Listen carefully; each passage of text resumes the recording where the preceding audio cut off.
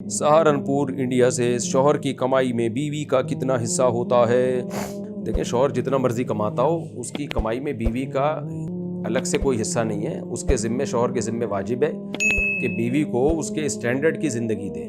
جو اس کے خاندان کا اسٹینڈرڈ ہے اس کے حساب سے بیوی کو وہ لیونگ اسٹینڈرڈ ویسا دے۔ مثال کے طور پر لڑکی جس خاندان سے ہے، اس خاندان میں گھر میں اے سی بھی ہوتا ہے، اس خاندان میں گوشت کھایا جاتا ہے، دالیں بہت ہی کم پکتی ہیں، لگژری لائف ہے، تو مرد کے ذمہ لازم ہے کہ اگر اس کی آمدن اتنی ہے تو وہ لگژری لائف دے۔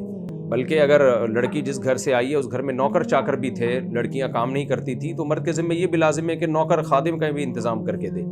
تو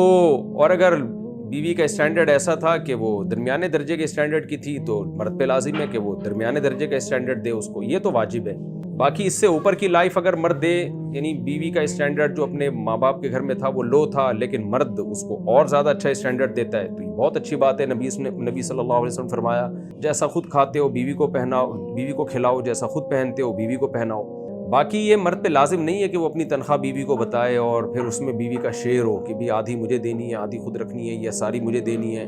تو وہ مرد کے اور میاں بیوی کے آپس کی انڈرسٹینڈنگ پر ہے۔ اگر وہ ٹھیک ہے آپس میں، بعض مرد میں نے دیکھے لاگے پوری تنخواہ بیگم کو پکڑا دیتے ہیں، اس سے پھر مانگتے رہتے ہیں، تو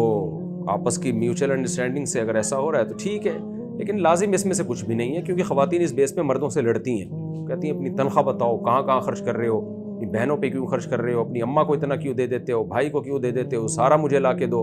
یہ غلط ہے بھائی، آپ کو آپ کے حصے کا جو مل رہا ہے، جو آپ کا بنیادی ضروری نان نفقہ ہے، اگر وہ آپ کو مل رہا ہے، پھر آپ کو اس سے کوئی غرض نہیں ہونی چاہیے کہ مرد باقی کہاں خرچ کر رہے ہیں۔